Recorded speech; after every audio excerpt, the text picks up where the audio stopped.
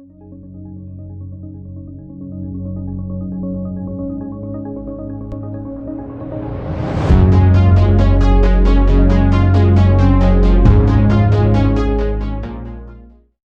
everyone, my name is Kartik and my channel is about mental models. In this video I will be talking about feedbacks in systems. I mentioned feedback in a few of my previous systems thinking mini-series videos, and so this is the video where I go into detail. Before I dive into feedbacks, let's recap very quickly what I said in my first systems thinking mini-series video. A system is a group of interconnected and interdependent parts that work together towards a specific purpose. And one of the elements that all systems have is some form of feedback. Feedbacks are the transmission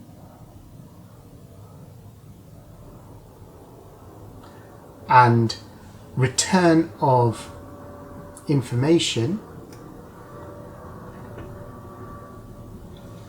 which help the system to maintain stability and not collapse or explode. Feedbacks are important because they give a system its interconnectedness, and as a result of feedbacks, a system has the ability to learn, take action and correct itself. This makes the system better able to handle negative events or shocks, and over time can make a system stronger, also known as anti-fragile or meta-resilient, a term from my second systems thinking mini-series video, which was on pathways. Always remember that all of these mental models in the systems thinking mini-series are connected to each other, if you remember the hexagon that I drew. Now that we have defined feedbacks, it is important to know that there are two types: reinforcing loops and balancing loops.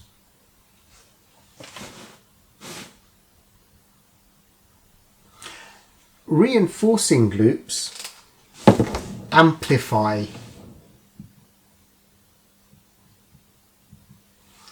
the output so that the items in the loop either keep on getting larger or smaller.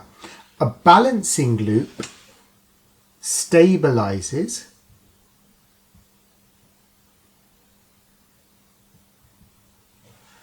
a system and prevents it from spiraling out of control. Let's look at a simple example of births, deaths, and the population. So, example, I'm just going to call this population. So we've got births, population, and deaths, and we have two loops. Let's look at the births population loop. When births increase, the population also increases, and when births decrease, the population also decreases. Therefore, this part of the loop has a positive correlation. Looking at the bottom half, when a population increases, there are more people that can have babies in the future. Therefore, there is an increase in the number of births, given that the rate of birth is constant. Similarly, if a population decreases, there are less people, and so the number of births will also decrease. Therefore, this part of the loop also has a positive correlation. When the parts of the loop, so in this situation, in this scenario, all the parts of the loop, there are only two parts, but when all the parts of the loop work together to either keep on increasing or reducing the output with each cycle, this is a reinforcing loop. And I'm going to put an R symbol with a curvy arrow to show that this is a reinforcing loop. So that's the symbol. Moving on to the deaths population loop. Other factors being equal, when deaths increase, the population decreases. And when deaths decrease, the population increases. Therefore, this part of the loop has an inverse correlation, which I will denote with a minus symbol. Looking at this part of the loop, when the population increases, there are more people that can potentially die. Therefore, there is an increase in the number of deaths, again given that the rate of death is constant. Similarly, if a population decreases, there are less people, and so the number of future deaths will also decrease. Therefore, this part of the loop has a positive correlation. Now, we can see here that the loop, the entire loop, will not keep on increasing or reducing with each cycle because there is an opposing effect. And so here in this loop, because of that opposing force or the opposing dynamic, this is a balancing loop. And I'm going to put a B with that curvy arrow to symbolize that this is a balancing loop. So the B with the curvy arrow is the balancing loop, and the R with the curvy arrow is the reinforcing loop. So that's the system, very simply. And that's what feedback loops essentially are. This is the theory of all feedback loops, explained with a simple example. And it's now all about applying this theory to other complex scenarios, let's say, and understanding what is happening as we've sort of worked through this example. We've understood where the reinforcing loop is, where the balancing loop is, and that's what it's all about. Let's look at one more example. I'm just going to call this teachers because I can't think of any better name. But this is the same example from the Stock and Flow video, Stock and Flow systems thinking video, of how the number of teachers can impact the number of students with learning difficulties. So I'm going to take that same example that we did in the Stock and Flow video. In that video, we wanted to measure the students with the number of students with learning difficulties and the number of teachers. But for this video, we will focus on feedback loops. So we're not going to look at Stock and Flow. We're just going to concentrate on the feedback loops. But the example is exactly the same. So what we have is the following diagram. So bear with me while I write this out. But if you remember from the previous video, we had students with learning difficulties, and then put a big arrow like that, and that goes to teacher workload. That comes down to teacher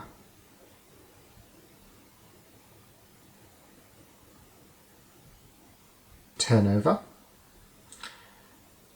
That comes down to the average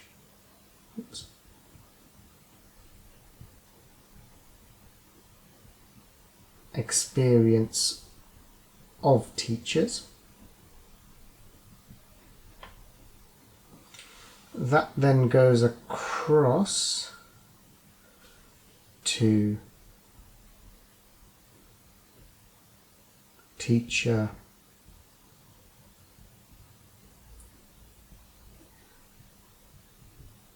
effectiveness, and then that comes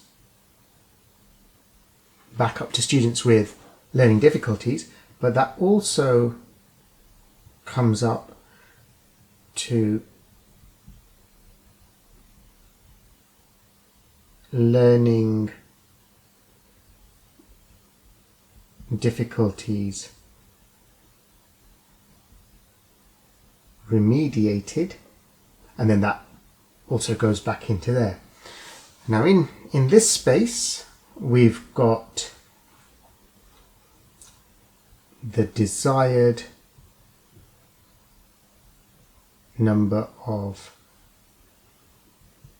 teachers. That goes into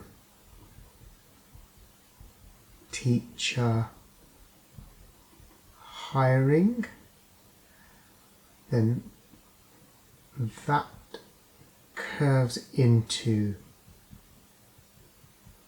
teachers, so teacher numbers, so teacher, and then that loops back into that, and then teacher turnover also goes into the teacher, the teacher numbers, and the teacher number also affects the average experience of teachers. So teacher turnover also affects the number of teachers.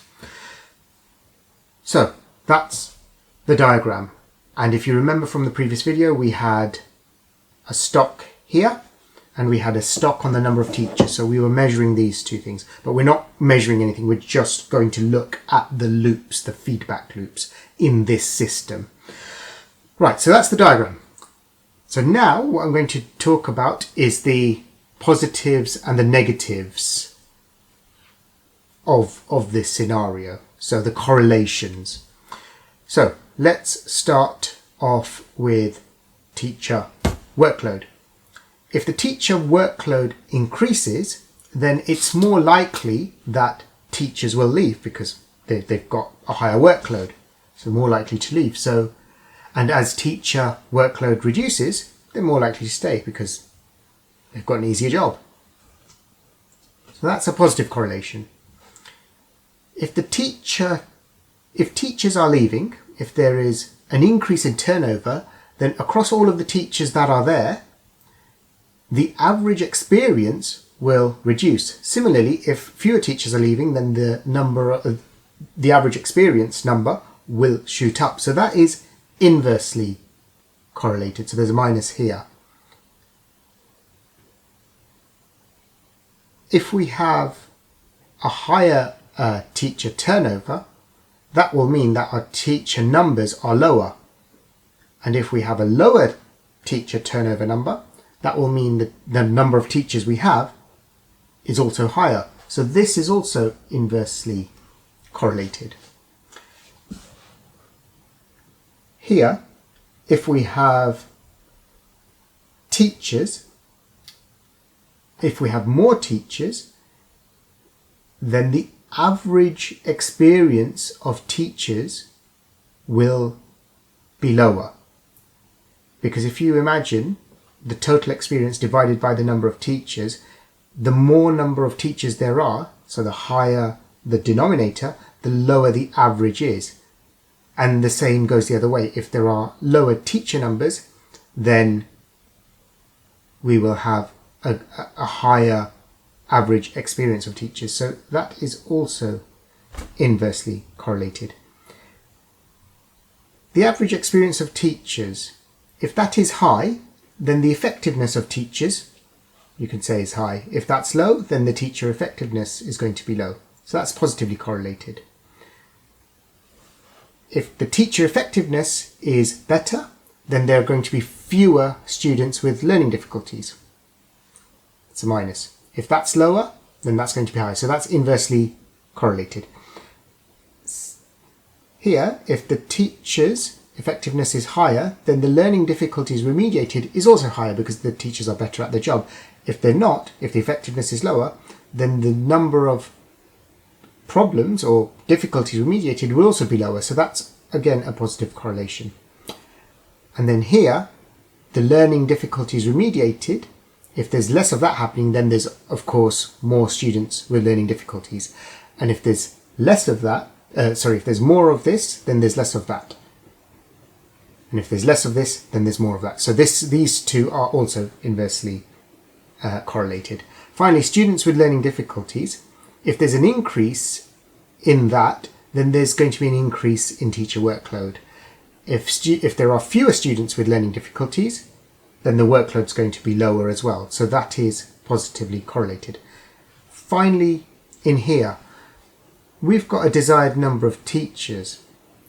If we have a higher number of desired teachers, we are going to hire more teachers. But if we desire less, then we're going to hire less. So again, this is positively correlated. Teacher hiring will increase the number of teachers. Less hiring will lower the number of teachers. So that's again positively correlated. And then here, if we have a high teacher number, well, we don't need to hire as many. But if we have a low teacher number, then we do need to hire more. So that's inversely correlated. So that's all the positives and negatives. What I would suggest is, I've gone through that pretty quickly and I know that it could be difficult. Rewind the video and just go through my walkthrough again and see if that makes sense. So that's what the correlations look like. Now, within here, where are the reinforcing and or balancing loops? So there is one loop here. So this arrow going up here. Let's just, so this one, this one, this one, this one. That's one, and similarly, this is the same loop. It's just taking two different paths, but it's effectively the same loop. And then there's this one and this one. So there's another loop here.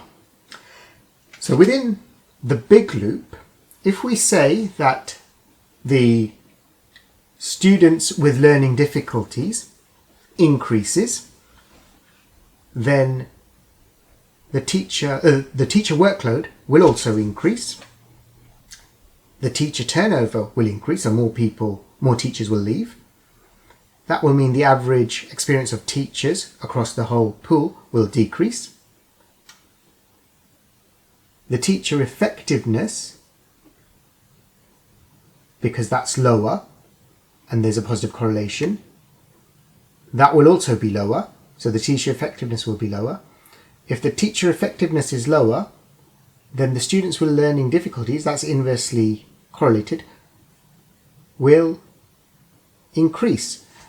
And so we started off with an increase here and we've gone all the way around and it will increase further. If we go through this sort of side loop, we will say that the teacher effectiveness again will be lower, and so the learning difficulties remediated will be lower, and therefore the students with learning difficulties will also increase. So we started off with an increase, and going through both ways, both of them will lead to students with learning difficulties increasing.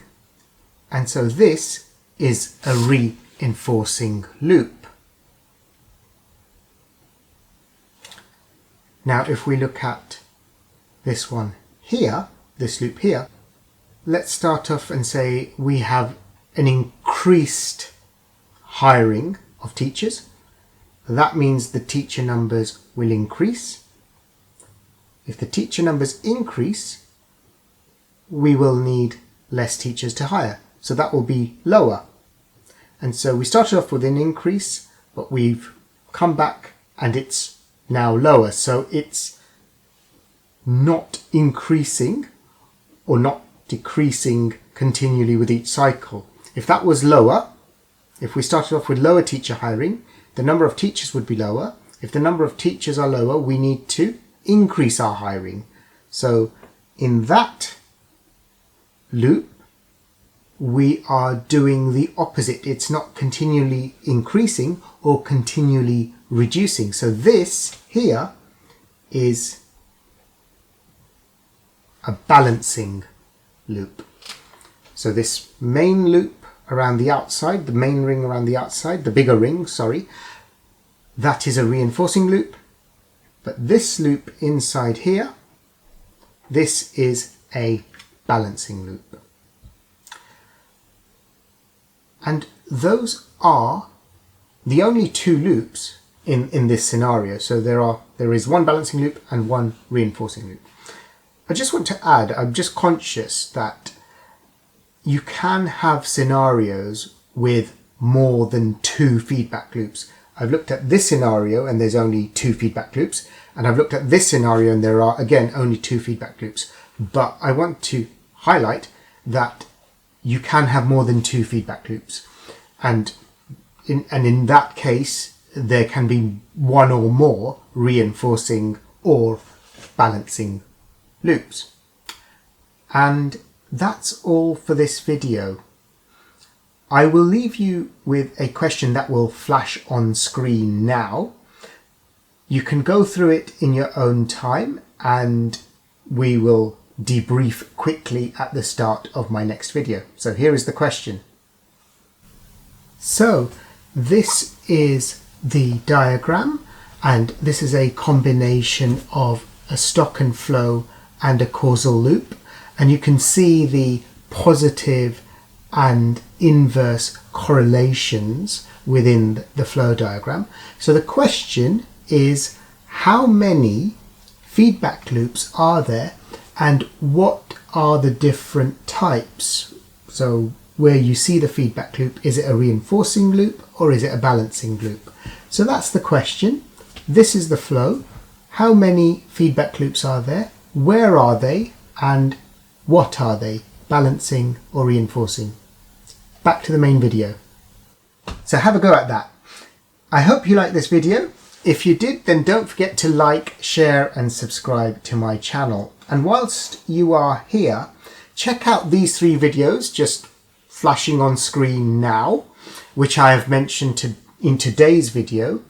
These are on pathways, stock and flow, and the initial systems thinking video in this mini series. Thank you again for watching, and I will see you in the next video where I will continue with this mini series. Bye bye.